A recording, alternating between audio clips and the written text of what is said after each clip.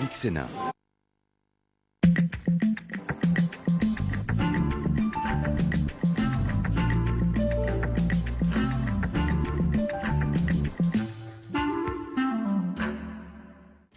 Bonjour à tous, merci de nous retrouver sur Public Sénat. À suivre cet après-midi sur notre antenne, l'audition de Denis Merville, c'est le médiateur national de l'énergie. Il a été entendu la semaine dernière par les sénateurs de la commission d'enquête sur le coût réel de l'électricité.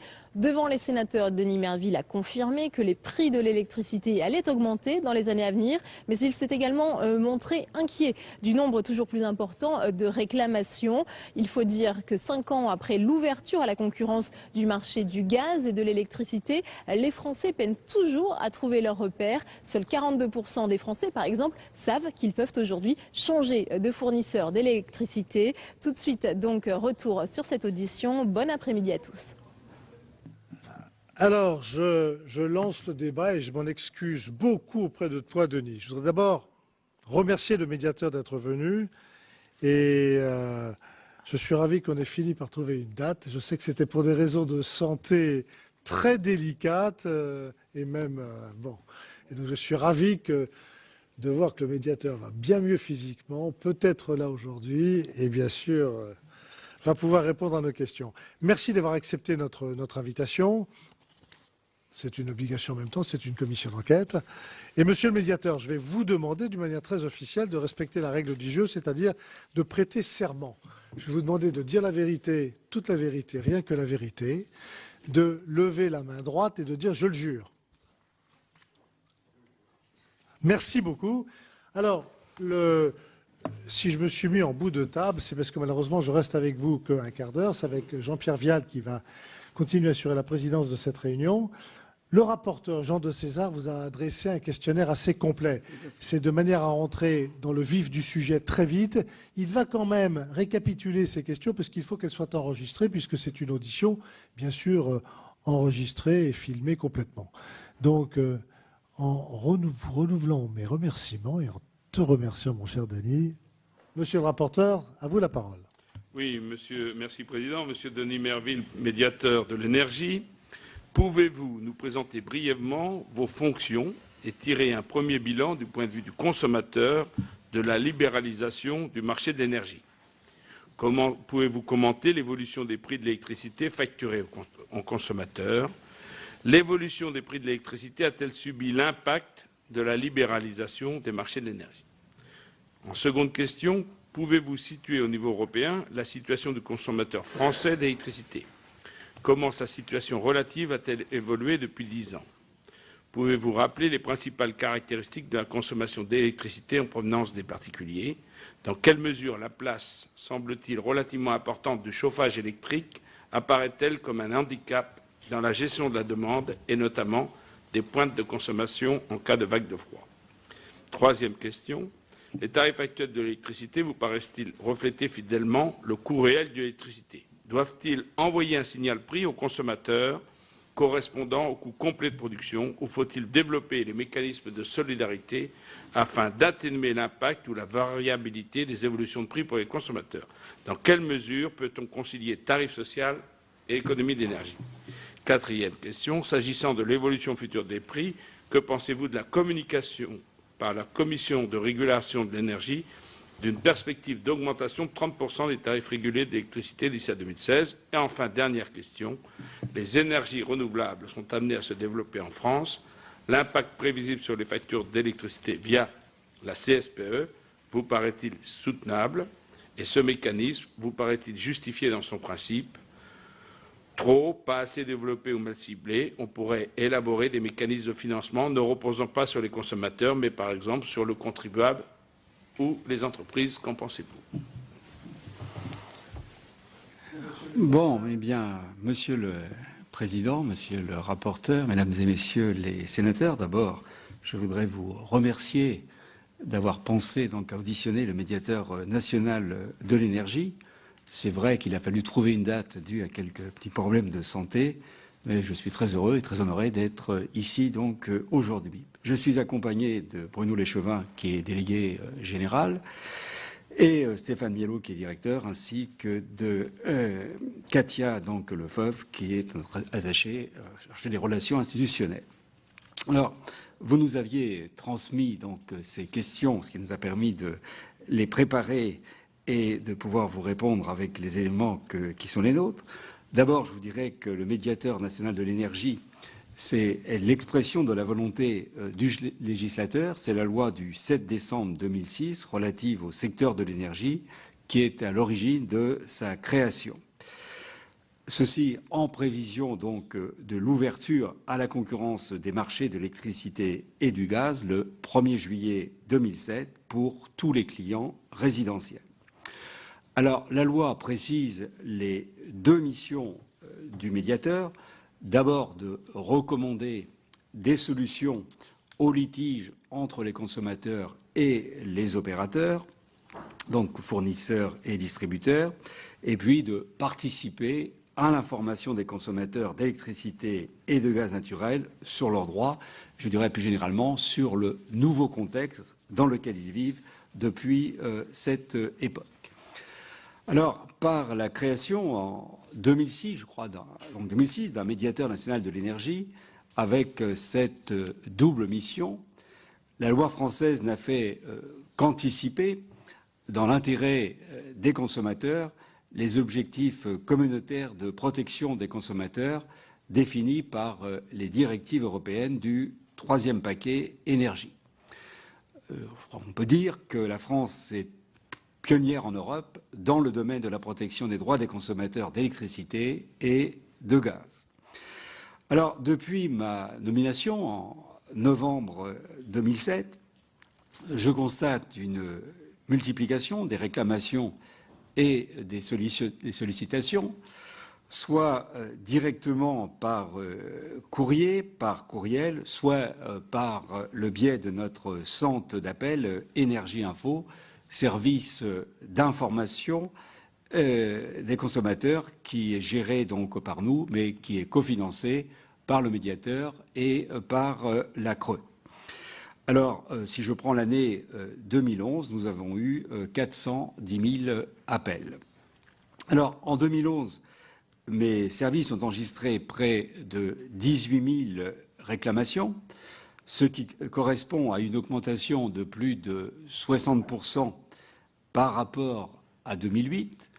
Alors, j'expliquerai ce nombre élevé de réclamations peut-être par deux raisons principales. D'abord, la complexité et le dysfonctionnement induit par la séparation fournisseurs-distributeurs qui a nécessité une refonte des organisations et des systèmes d'information des groupes EDF et GDF Suez, et puis l'augmentation importante, conséquente, des prix de l'énergie qui a incité les Français à s'intéresser davantage à leurs factures, et ce d'autant plus que le contexte économique et social que nous connaissons est un contexte difficile.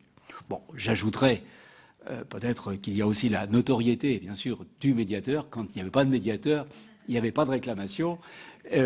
Quand la première année, il était peu connu, il y avait beaucoup moins de réclamations. Et maintenant, mais c'est notre mission d'informer et d'être là pour répondre aux sollicitations donc, des consommateurs.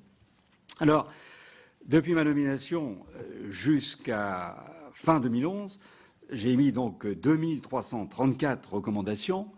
Le rythme s'accélère et j'en voyais encore tout à l'heure, nous sommes actuellement pas loin de 3000 recommandations. Alors, il y a des recommandations particulières, ponctuelles, pour traiter des problèmes donc rencontrés par certains consommateurs avec des fournisseurs ou des distributeurs, et puis il y a des recommandations génériques. Moi, j'ai toujours pensé que le médiateur était là pour apporter, modestement peut-être, mais sa contribution à un meilleur fonctionnement donc des marchés, et qu'il fallait, au-delà du traitement des cas particuliers, eh bien, prévenir les litiges similaires en mettant donc en évidence des dysfonctionnements. Je me souviens avoir émis parmi les premières recommandations les délais de remboursement de sommes indûment payées. Ça m'avait choqué de voir que des personnes avaient payé parfois 1500 ou 1600 euros et qu'il fallait 9 mois ou 1 an pour rembourser. depuis, on l'a dit, et la loi NOM a également donc modifié donc les choses ou accéléré donc les choses. Cela, je crois, donc, c'est une vision de l'intérêt général de la médiation. Alors, nous le constatons quotidiennement au travers des courriers et des appels des consommateurs, près de 5 ans après l'ouverture à la concurrence du marché de l'énergie, nombre de Français peinent toujours à trouver leur repère. D'après les résultats du 5e baromètre annuel Énergie Info, seuls 42% de nos concitoyens savent qu'ils peuvent choisir leur fournisseur d'électricité, 37% leur fournisseur de gaz. Pourtant, et c'est un paradoxe, lorsqu'on les interroge, eh bien, le consommateur nous répondent que l'énergie est pour eux un sujet de préoccupation important. Ils sont les 3/4 à nous répondre cela. Alors, cette étude révèle qu'il y a donc un grand pas entre la perception du marché et la réalité. Les 2/3 des personnes interrogées n'ont pas entendu parler des tarifs réglementés de vente. Une grande confusion perdure à propos des fournisseurs historiques. Ce baromètre montre que 30% seulement des consommateurs savent que EDF et GDF Suez sont 2 entreprises différentes et concurrentes. Et quand on les interroge également sur le rôle des distributeurs, eh bien, ils ont du mal donc à s'exprimer. Alors, force est de constater que le système s'est complexifié avec l'ouverture donc à la concurrence. Il convient de clarifier, de simplifier l'organisation des marchés. Et le premier mois de ma prise de fonction, on a vu le système, il y avait à l'époque non-reversibilité. Nous avions certainement un système qui était parmi les plus complexes en Europe, puisque possible en électricité, pas possible en gaz, mais un délai de 6 mois. Les gens ne s'y retrouvaient pas. Et dès le départ, en tant que médiateur, je dis qu'il fallait assurer de la confiance et qu'il fallait donc permettre ces reversibilités qui est possible. Donc aujourd'hui, je crois que cela va dans le bon sens. Alors, ça a été une avancée importante. Comme je demande aussi depuis 2008, eh bien, la possibilité de revenir aux tarifs réglementés, donc dans tous les cas, sans condition de délai, c'est maintenant donc acquis. Alors, il est absolument nécessaire, je crois, de poursuivre les efforts d'information, je dirais même de pédagogie auprès des consommateurs pour faire progresser la connaissance de leurs droits. Car il ne peut y avoir de marché sain et efficace sans confiance dans l'intérêt des consommateurs, mais je dirais également dans l'intérêt des divers opérateurs. Alors, les consommateurs français sont d'ailleurs peu nombreux à avoir changé de fournisseur. Fin décembre 2011, eh bien, les fournisseurs historiques restent omniprésents sur leur créneau. 94% des parts de marché pour EDF dans l'électricité, 91% des parts de marché pour GDF Suez dans le gaz. Alors, concernant les prix de l'électricité, jusqu'à récemment et depuis les années 90, ils évoluaient une seule fois par an à un niveau proche ou inférieur de l'inflation. Depuis 2009, des augmentations plus significatives et plus fréquentes ont été observées, essentiellement liées à l'augmentation des charges de services publics. Cette tendance haussière, à un rythme plus fréquent, largement médiatisé, suscite une inquiétude compréhensible chez les consommateurs qui subissent par ailleurs des hausses beaucoup plus importantes encore avec les autres énergies. Je pense donc au gaz qui a augmenté de 60% entre 2005 et 2011, sans parler bien sûr de l'essence ou du gasoil qui a augmenté de 64% entre 2001 et 2011. Alors, si l'ensemble des consommateurs est impacté par ces augmentations, il est certain que les ménages vulnérables sont les plus touchés. Ils ont soit des difficultés à payer leurs factures, soit se privent de chauffage. Nous recevons des courriers en ce sens de personnes qui nous disent effectivement qu'ils ont renoncé à se chauffer pendant plusieurs mois. Alors ça peut être acceptable au printemps ou l'été, à condition encore qu'il fasse beau. Mais quand on arrive à des périodes hivernales, cela donc n'est pas acceptable.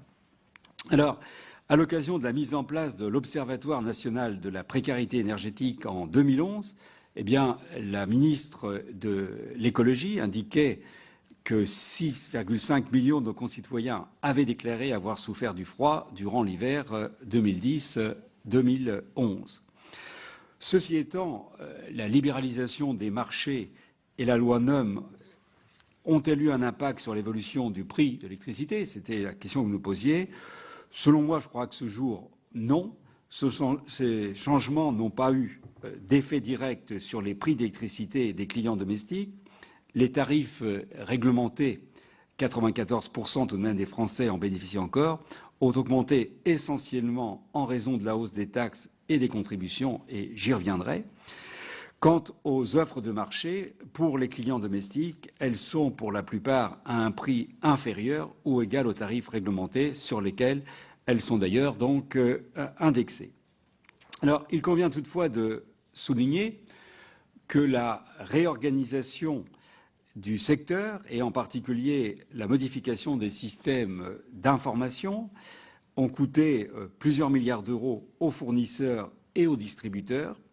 Ces coûts n'ont toutefois pas été automatiquement répercutés sur la facture d'électricité, car des économies ont été réalisées, mais parfois au détriment de la qualité de service, notamment la réduction des investissements dans les réseaux, la fermeture de nombreuses agences, la réduction des plages horaires d'ouverture des services clientèle.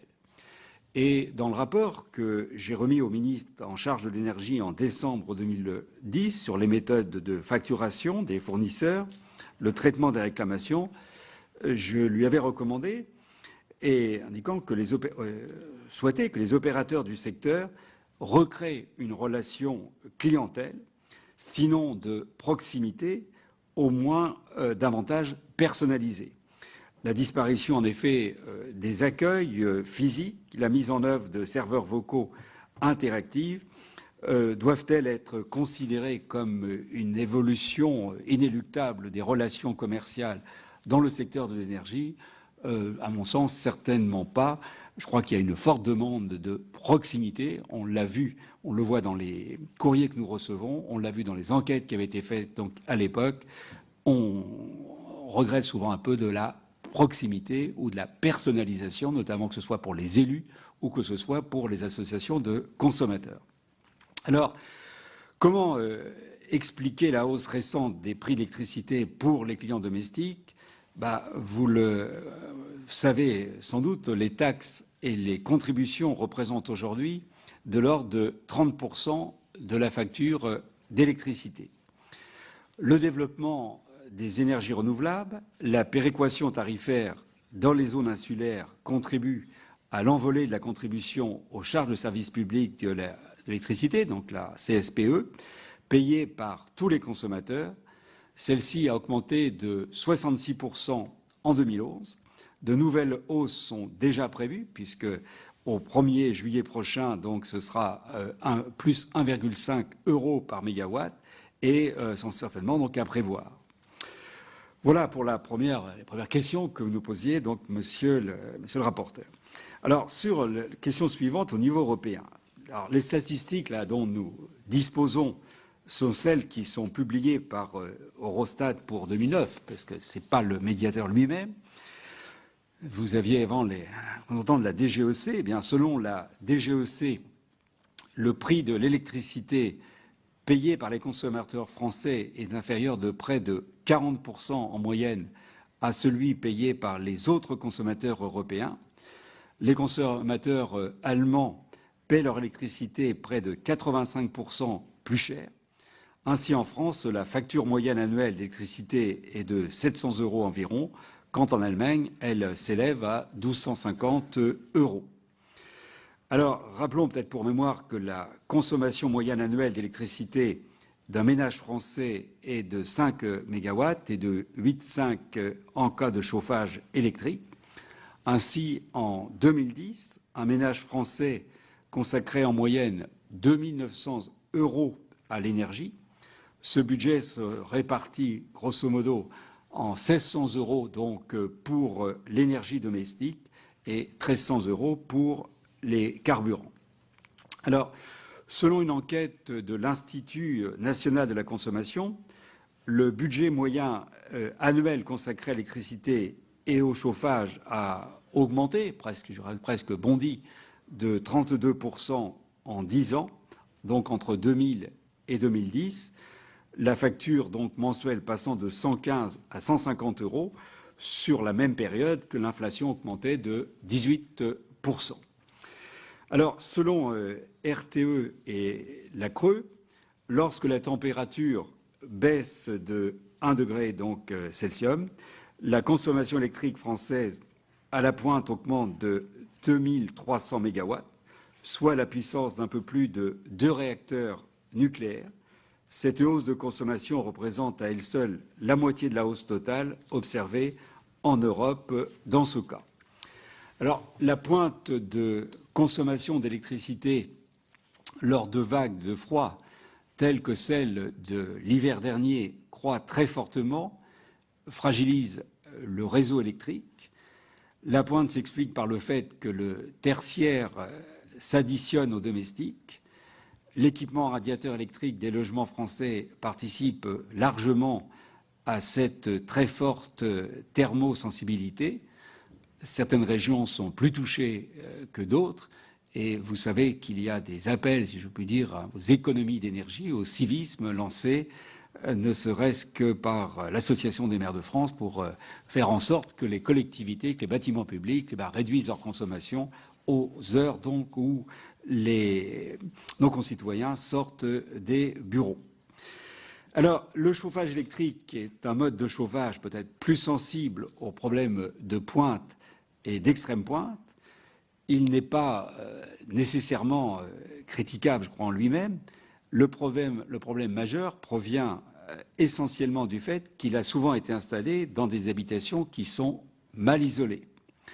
Pour des raisons de moindre coût d'investissement. Alors, équiper de chauffage électrique des logements qui sont de véritables passoires énergétiques n'est pas efficace et conduit en réalité à augmenter la facture d'électricité des ménages les plus démunis. Se pose alors la question de la précarité énergétique que j'évoque régulièrement et qui nécessitera des investissements très importants. J'aurai l'occasion d'y revenir dans quelques instants.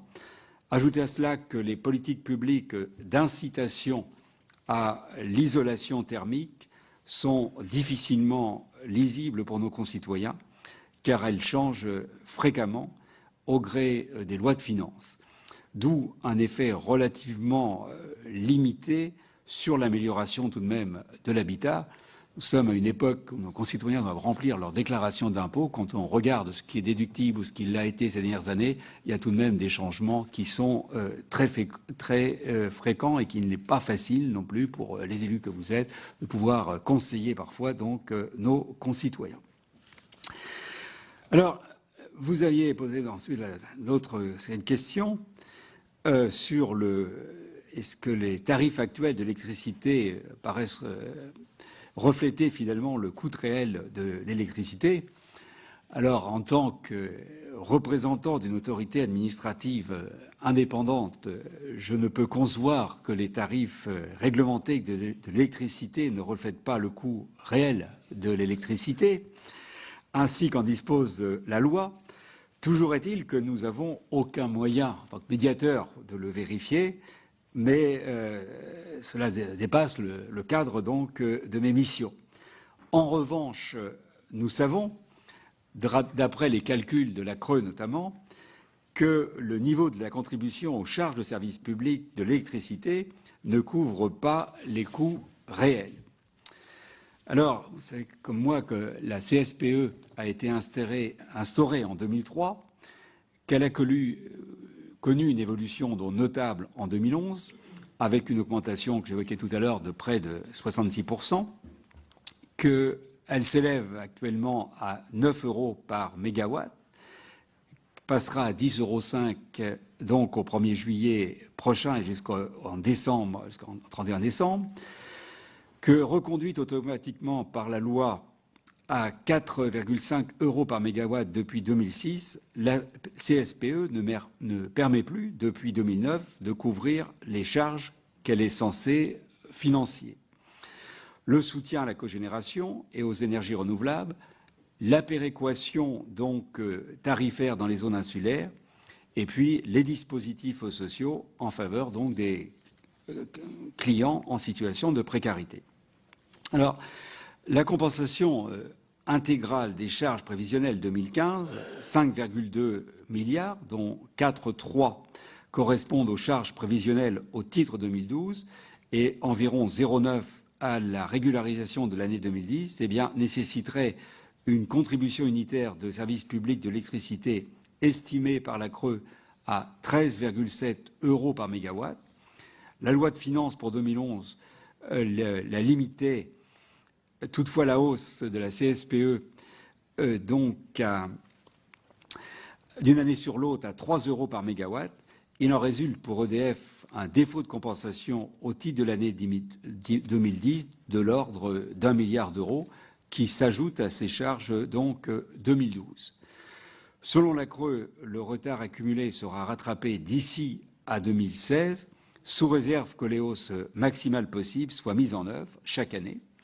La CSPE serait alors de 19,5 € par mégawatt, ce qui représente une augmentation de plus de 10% de la facture globale par rapport à aujourd'hui, sans compter les hausses qui interviendront par ailleurs sur les autres composantes de la facture donc d'électricité. Je me permets également d'attirer votre attention sur une autre taxe qui figure sur la facture de tous les consommateurs d'électricité, la CTA, la contribution tarifaire d'acheminement. Alors, le niveau ne couvrirait pas non plus le coût réel. Cette contribution, qui a été instaurée en 2004, qui représente environ donc 1 milliard d'euros par an, a pour vocation de financer les droits spécifiques du régime de retraite des agents des industries électriques et gazières, dont dans les activités en monopole.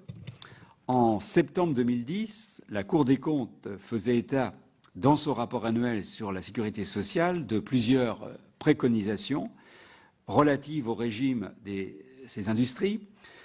Elle relevait, et je la cite, « L'organisation de la protection sociale dans les IEG se caractérise par une complexité excessive, manquant de cohérence et souvent porteuse de déséquilibres financiers au détriment de la collectivité. Le surcoût supporté par le régime général de sécurité sociale atteint au moins 500 millions d'euros an. Afin d'assurer l'équilibre financier, la Cour recommandait une augmentation de la CTA qu'elle estimait inéluctable à court terme, et on nous dit qu'il manquerait environ 100 millions d'euros par an. En tout état de cause, et nous y reviendrons, je ne vois que des perspectives d'évolution à la hausse des prix donc de l'électricité.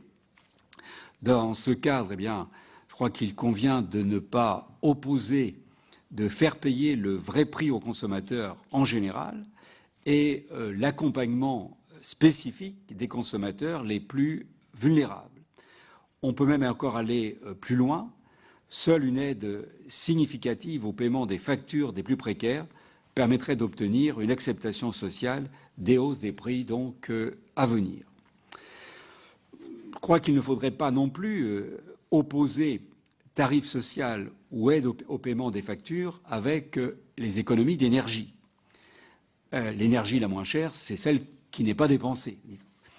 La réduction de la précarité, eh bien, elle repose sur deux piliers.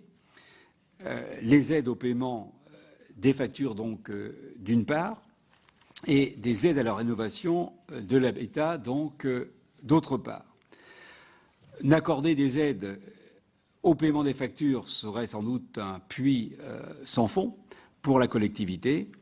Se contenter des aides à la rénovation de l'habitat, alors que des millions de logements doivent être rénovés. Dans le plan bâtiment Grenelle, il y a tout de même, qui a été travaillé, il y a 800 000 logements qui sont particulièrement donc énergivores. Cela demandera des années, des budgets importants et cela plongerait de nombreux de nos concitoyens dans des situations donc difficiles, voire dramatiques. Alors, pour l'un comme pour l'autre, je crois qu'il convient d'éviter le saupoudrage et de mettre en œuvre des politiques publiques ambitieuses et sur le long terme.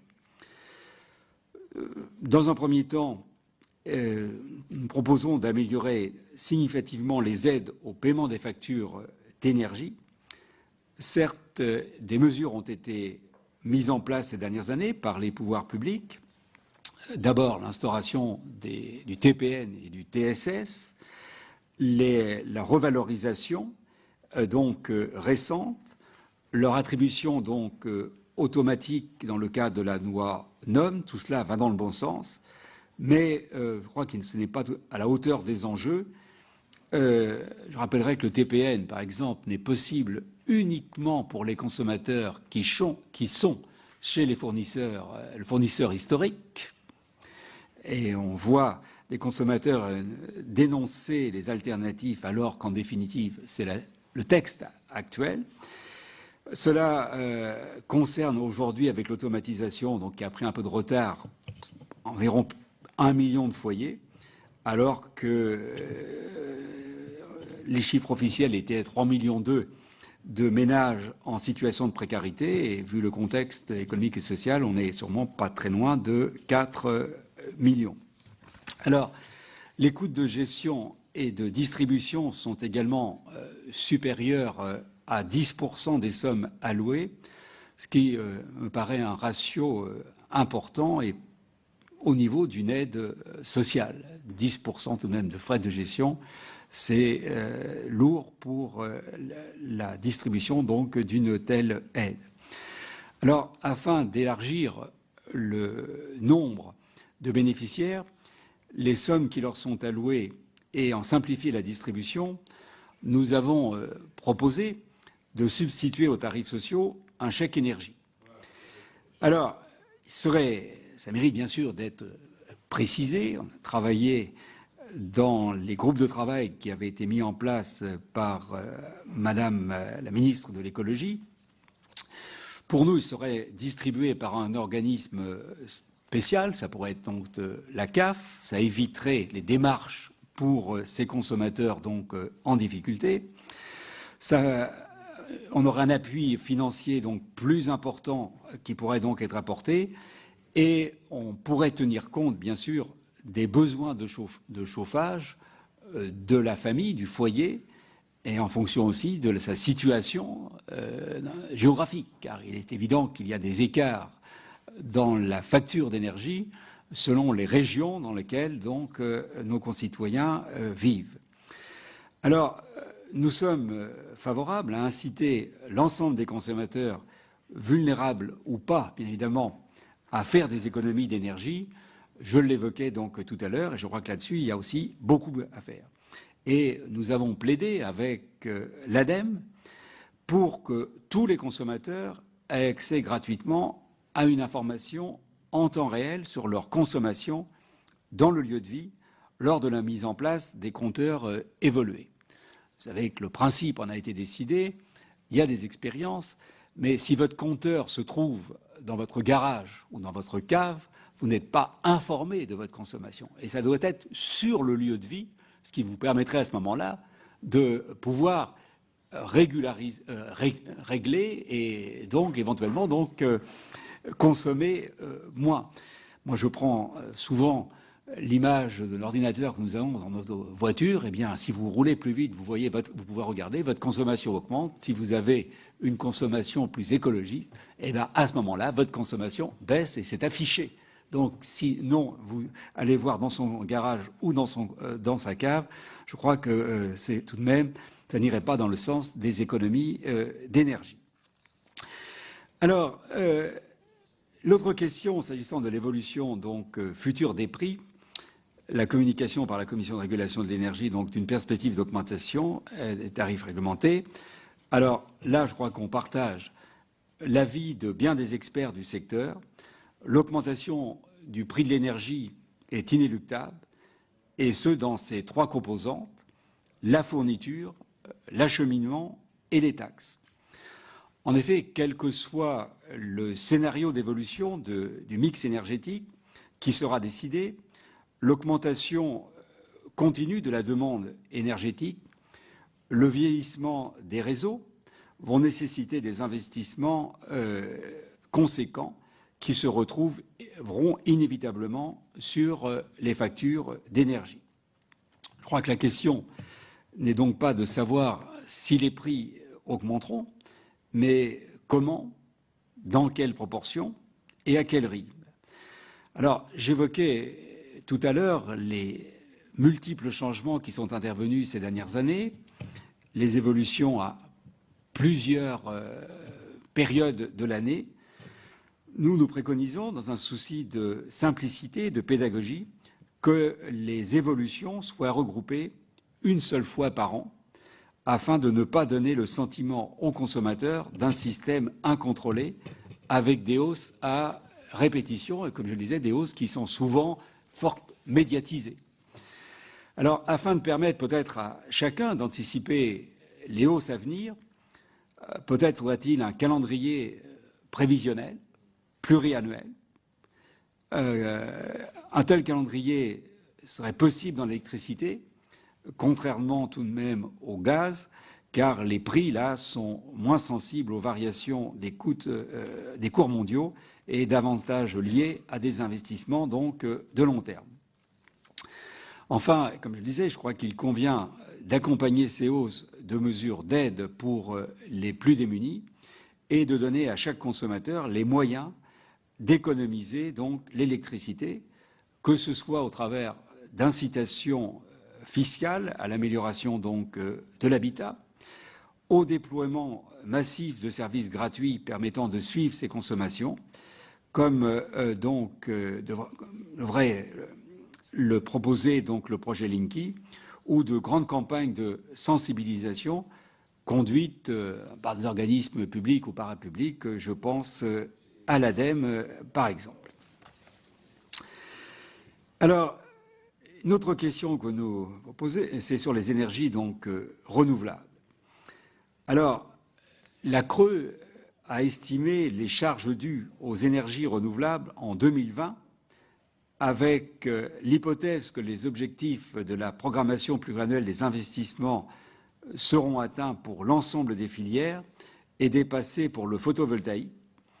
Les charges sont estimées à 7,5 milliards d'euros, ce qui fait 110 € sur la facture d'un client résidentiel moyen et 200 € sur la facture d'un client qui se chauffe donc à l'électricité.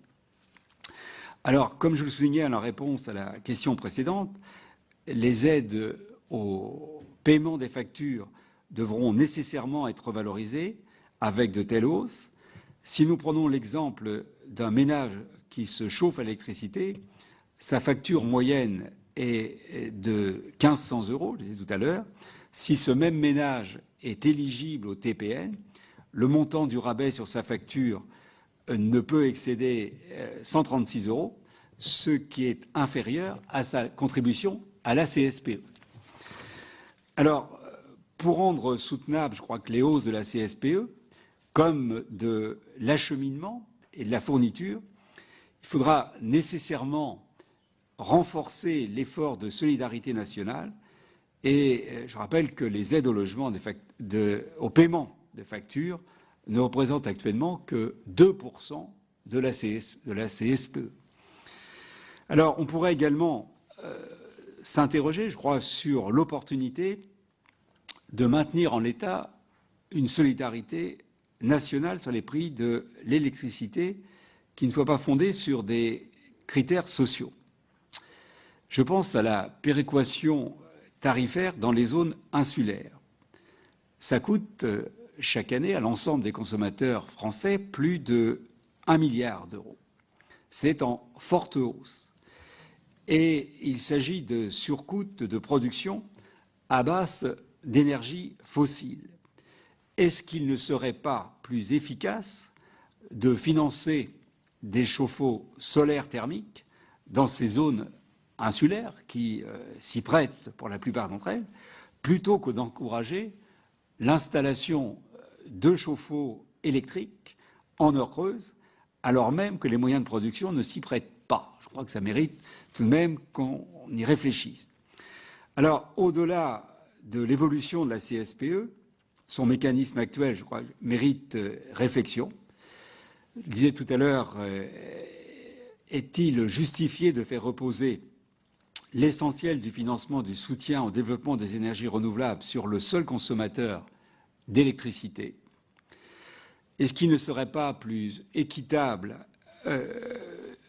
comme le recommande d'ailleurs la Cour des comptes, que le financement du soutien au développement des énergies renouvelables soit partagé par l'ensemble des consommateurs d'énergie, avec une contribution élargie à minima au gaz naturel et peut-être à d'autres énergies?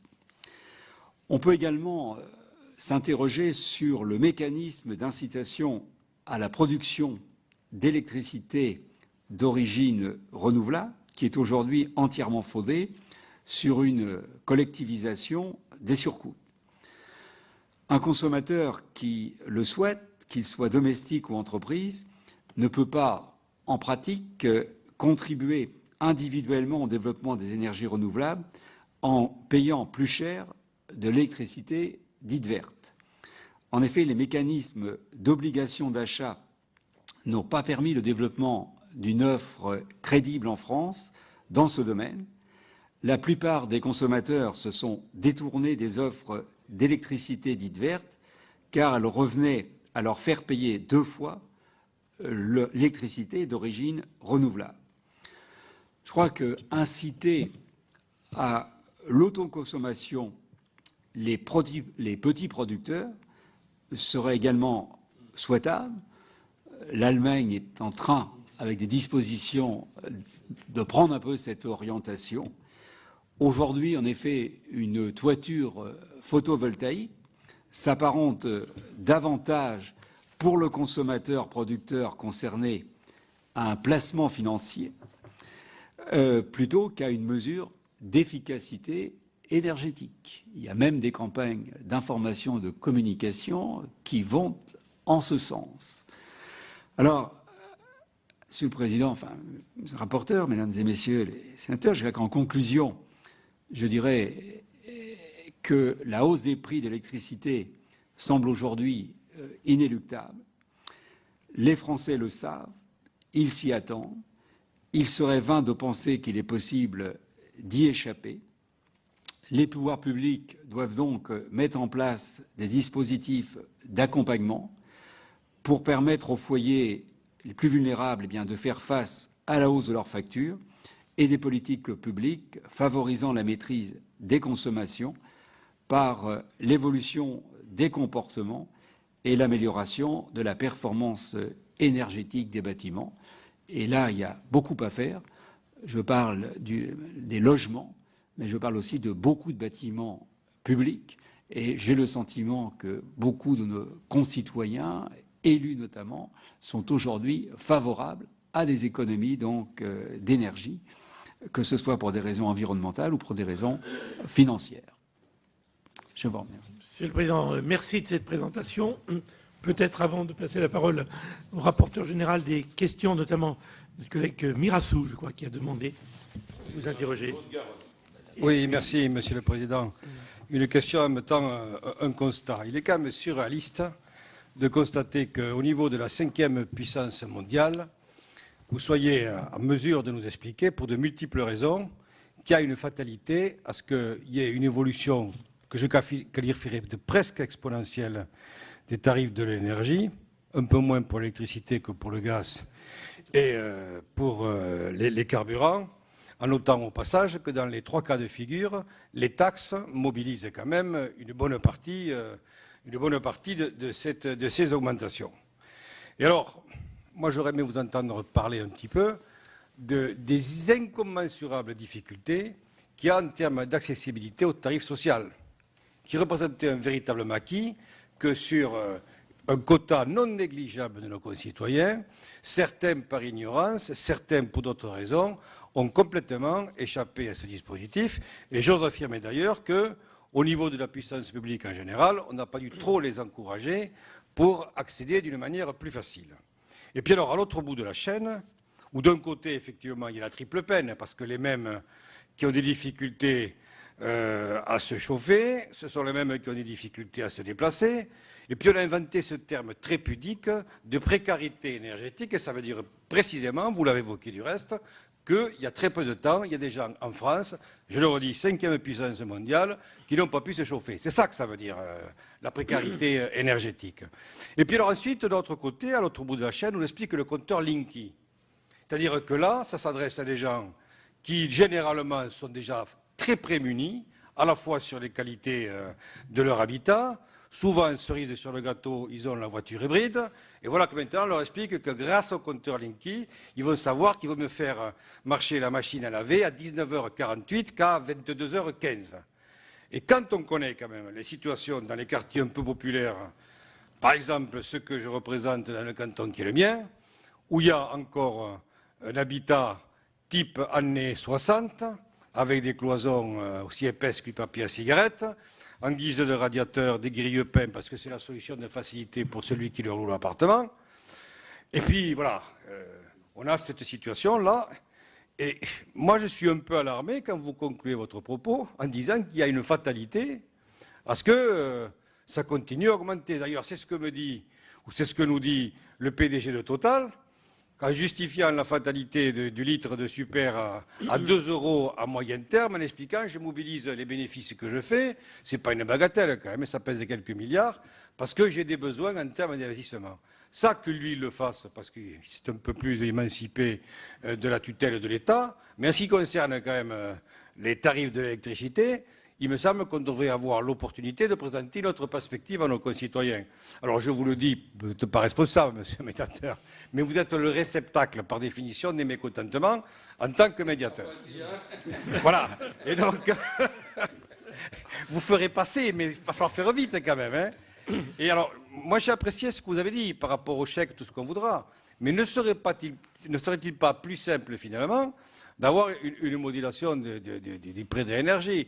Alors c'est vrai que c'est très compliqué, parce que la consommation en énergie n'a rien à voir, suivant qu'on habite dans les Pyrénées-Orientales, avec le fin fond de l'Est du pays. Mais c'est plus une intervention qu'une interrogation, hormis sur le cas du tarif social, là, hein, que je voulais exprimer, parce que le constat que vous avez fait, il est exhaustif, il est très précis. Mais en même temps, il est drôlement injuste par rapport à ceux qui subissaient ça depuis la nuit des temps. Très bien. Est-ce que c'est toujours sur le sujet de la précarité? Pardon, notre collègue avait peut-être une autre question, ou sur la précarité? Ah oui, tout à fait, on oui, est dedans. Voilà, monsieur le médiateur, vous nous avez fait un bilan très complet et très complexe de ce qui existe aujourd'hui. Nous sommes un peu effarés, en effet, de constater, et vous l'avez dit, qu'il y a près de 4 millions de ménages en situation de précarité énergétique. Mais en même temps, vous nous dépeignez avec justesse la complexité des systèmes d'aide, la complexité aussi du paiement de la facture pour les énergies renouvelables et peut-être à revoir aussi notre système de péréquation avec nos collègues des îles. Et moi, je vais vous poser une question très tranquille. Est-ce qu'il n'est pas l'heure aujourd'hui de réfléchir à un pôle public de l'énergie, puisque vous avez aussi dit qu'il n'est pas juste que ce sont les consommateurs de l'électricité qui payent la facture sur les recherches d'énergie renouvelable? Donc, est-ce qu'il n'est pas l'heure, mais peut-être, c'est pas tout à fait votre compétence, mais j'aimerais bien quand même votre sentiment. J'ai l'impression, après cet exposé très, très complet, mais qui nous indique bien la complexité des choses, que nos concitoyens n'arrivent pas à régler leurs factures et n'arrivent même pas à accéder aux aides. Bref, une complexité importante. Donc je vous renouvelle cette question. Est-ce qu'on ne pourrait pas réfléchir à avancer sur un pôle public de l'énergie? N'était pas le temps? Nous sommes presque au pied du mur pour le renouvellement de nos centrales ou continuer à faire de l'énergie nucléaire ou pas continuer, etc. De remettre ensemble les salariés et les usagers, ainsi que les chercheurs, l'industrie, ainsi que nos opérateurs historiques, autour d'une table et construire un système plus clair, plus transparent et s'il y a hausse, des hausses acceptables et acceptable pour tout le monde, c'est-à-dire avec une belle harmonisation entre ceux qui peuvent payer et ceux qui ne peuvent pas payer, donc un système plus simple.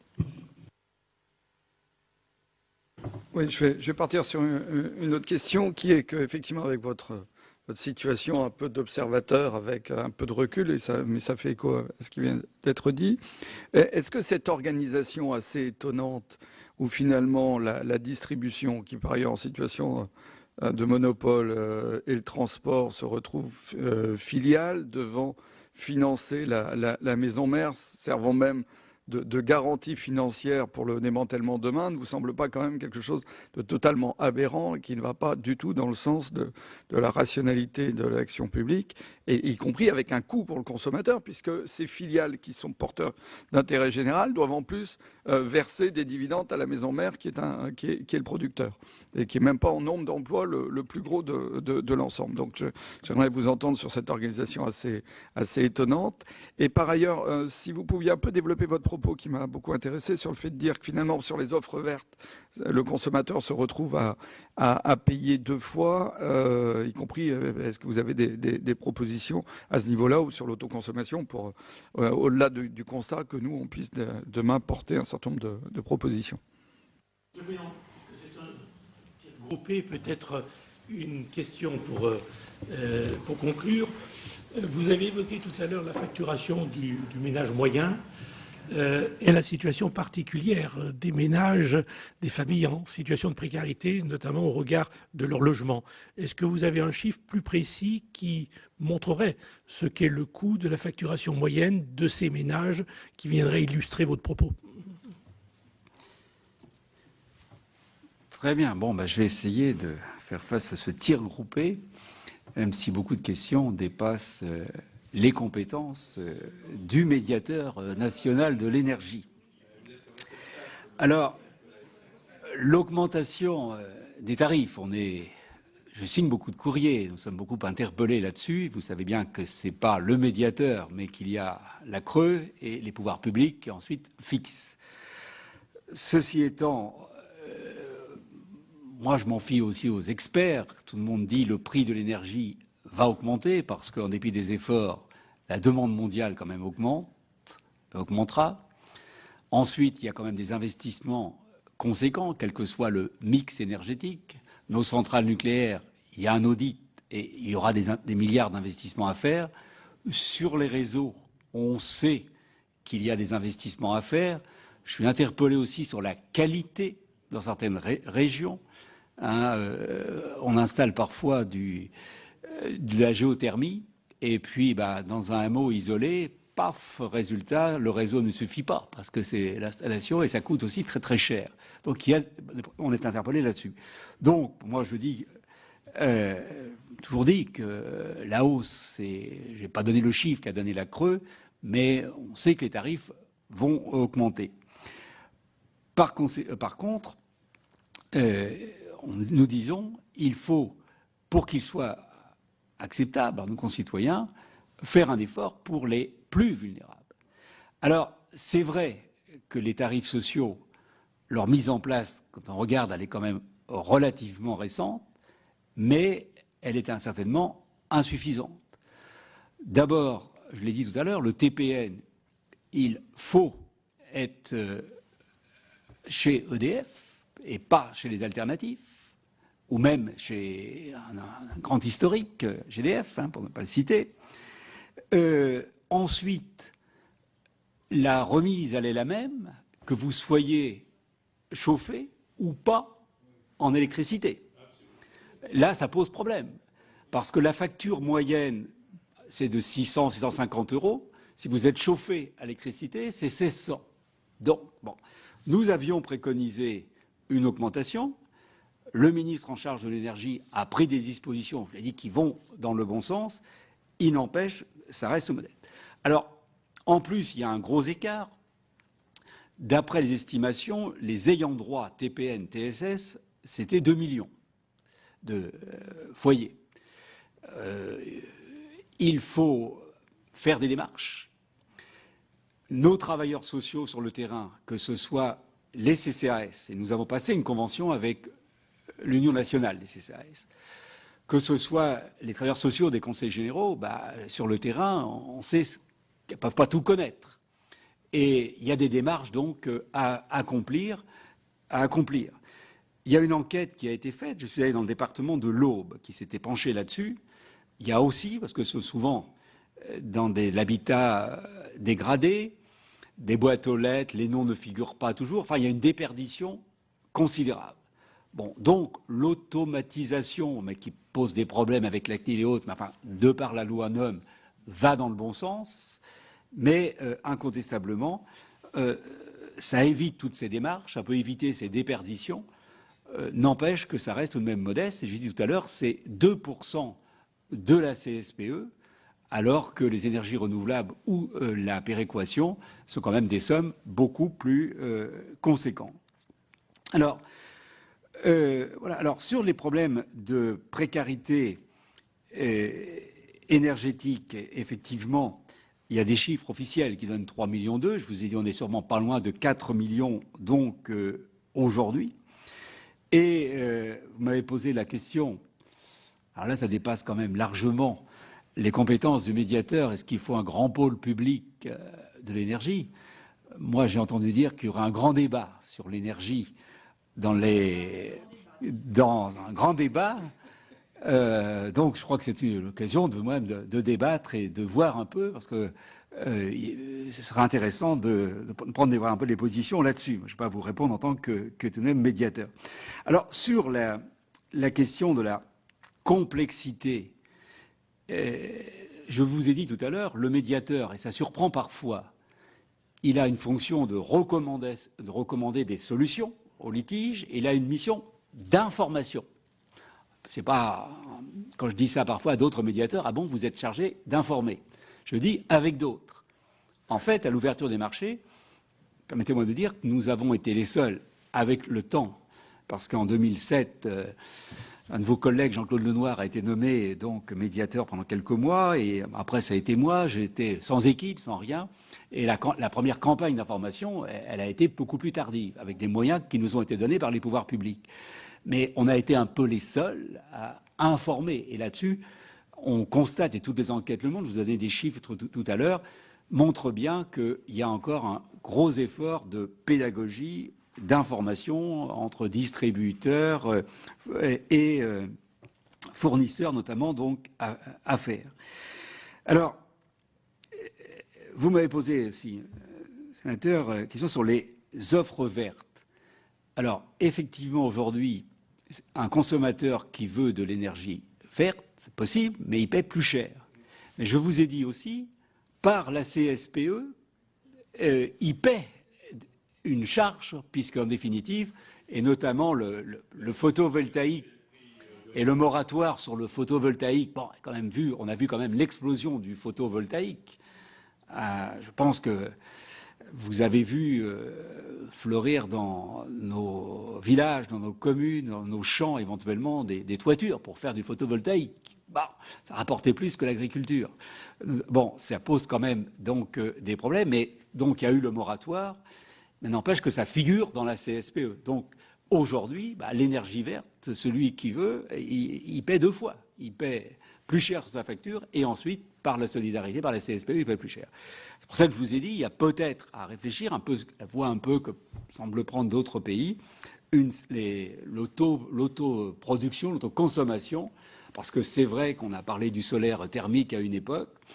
Aujourd'hui, il faut passer par un prix de rachat, alors que ça pourrait, en définitive, être un des moyens de réduire la facture d'énergie.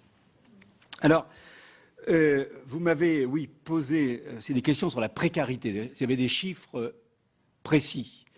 Je peux vous dire que ce n'est pas la vocation première du médiateur de traiter ces problèmes-là.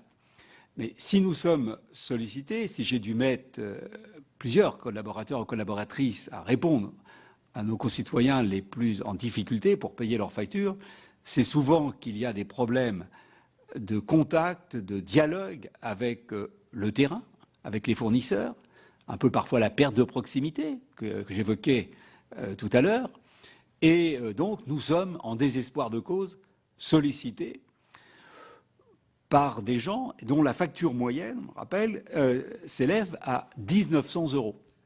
Alors, 1 900 € quand on est aux minima sociaux, on voit les difficultés. Alors, là, on n'a pas de pouvoir particulier, sauf que par les contacts que l'on entretient avec les fournisseurs, et après analyse des dossiers, on essaie de, si c'est justifié bien sûr, d'obtenir des délais qui parfois, sur le terrain, n'ont pas toujours été accordés.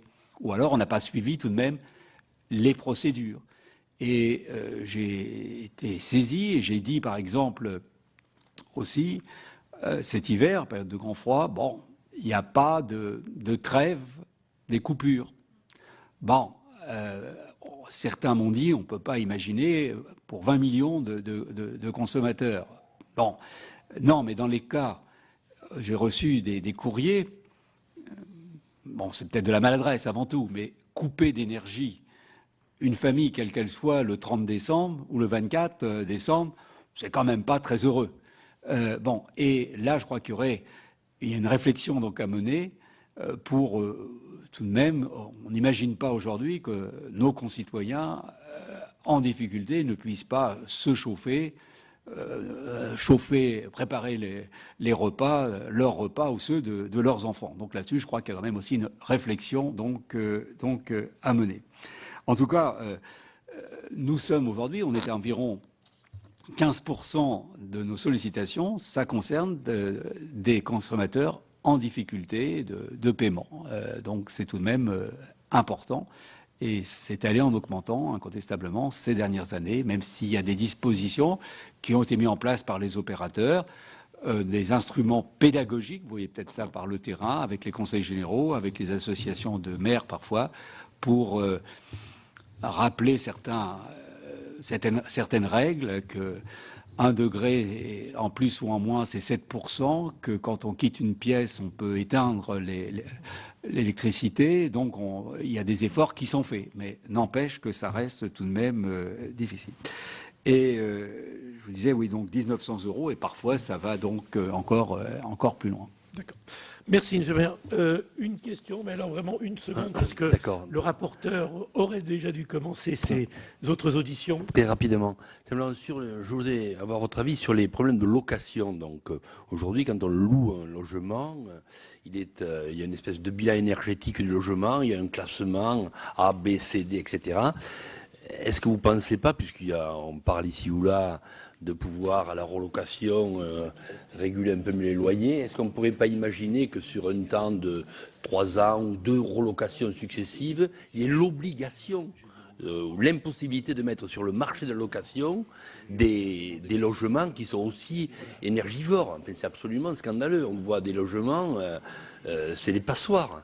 Et ça, c'est quasiment affiché. Hein. Oui. Est-ce qu'il n'y a pas une piste là pour, un moment, contraindre le propriétaire? Alors après, il peut y avoir des aides, j'en sais rien, mais c'est quand même absolument... Et on sait qui prend ces logements-là. Ce sont les plus pauvres, bien entendu. Voilà. Oui, dans le cadre du Grenelle de l'environnement, le point a été mis notamment là-dessus. J'ai évoqué tout à l'heure le plan bâtiment Grenelle avec les 800 000 logements les plus énergivores. C'est vrai que les aides de l'ANA doivent être réorientées, me semble-t-il, vraiment dessus. C'est vrai qu'il y a des aides des départements et des régions, qu'il y a des crédits d'impôt. Le problème, c'est qu'il faut que ce soit peut-être un peu stabilisé, parce que vous voyez certainement, en tant qu'élu, des administrés qui ont déduit de leur feuille d'impôt une facture parce qu'ils ont fait tel ou tel travaux, et puis ensuite qui ont un rappel d'impôt. Bon, alors les gens ne comprennent plus, ils n'ont plus confiance. Bon, et puis bien sûr, il y a ceux et celles qui ne sont non imposables, et là, il y a des travaux à faire, et vous savez comme moi que ça a été dit aussi pour que les bailleurs sociaux ou les collectivités, il n'y a pas eu de prêts particuliers ou d'aides particulières pour les inciter à faire des travaux. Et pourtant, je crois que c'est important en matière pour la facture, et c'est important aussi, permettez-moi de le dire, pour l'emploi, parce que ce sont quand même des travaux dans un secteur de bâtiments non délocalisables et des choses qui peuvent inciter tout de même, donc relancer un peu l'emploi dans notre pays. Alors, voilà, je crois qu'on peut dire. Alors, sur les obligations nouvelles aujourd'hui, je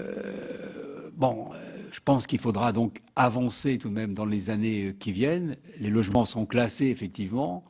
Vous voyez ça donc en mairie, dès lors qu'il y a une vente aujourd'hui chez le notaire, il faut donner donc la consommation du logement. Alors, il n'y a pas de moyens, sauf des incitations. Alors, on connaît notamment, on l'a vu dans les 800 000 logements les plus dégradés, ce sont souvent à la campagne, contrairement à ce que certains pensent, de petits propriétaires, ou alors des propriétaires âgés qui connaissent pas trop les aides possibles et qui n'ont pas les moyens il faut les inciter à faire des logements. Et je vois des cas, je voyais encore l'autre jour quelqu'un qui habite dans une maison ancienne, des hauteurs sous plafond de 3 mètres, et qui avait une consommation d'énergie extraordinaire, mais il n'y a aucune isolation. Et la propriétaire de ce logement est une femme veuve qui a 90 ans, donc voilà. Comment faire pour l'inciter à faire des travaux? C'est pas évident. Quand les démarches administratives parfois sont lourdes, certes il y a les points donc info-énergie qui existent sur le terrain. Les élus font des études de la thermographie, par exemple. Vous avez des gens pour renseigner, mais ensuite, il y a l'aide de l'État, l'aide du département, l'aide de la région. Monter le dossier, quand ce n'est pas plusieurs dossiers, une personne de 90 ans qui est propriétaire d'un logement vétuste, elle n'est pas forcément incitée. Et puis, ses locataires, ils subissent et dans ces cas-là. Écoutez, merci beaucoup, Monsieur Merville, de cette présentation à la fois très complète sur les points généraux et à la fois avec des exemples très particuliers, en particulier sur ce qu'on appelle la précarité énergétique, mais qui peut se traduire par des coupures de chauffage. Et ça prend une dimension tout de suite dramatique lorsqu'on le dit de cette façon. Voilà. Eh bien, c'est moi qui vous remercie d'avoir pensé auditionner le MNE. Merci beaucoup. Et il y a peut-être une demande qui peut nous servir, c'est est-ce que vous auriez un recensement de l'ensemble des impayés qui peut exister au niveau français, l'ensemble des foyers qui feraient... Non, vous n'avez pas la possibilité. Non, ce qu'on peut vous donner, je disais qu'on a fait la statistique des personnes qui ont des difficultés de paiement, quel est le montant de leur dette. Je vous ai dit, c'est en moyenne, on l'a sorti dans notre rapport d'activité, 1 900 €.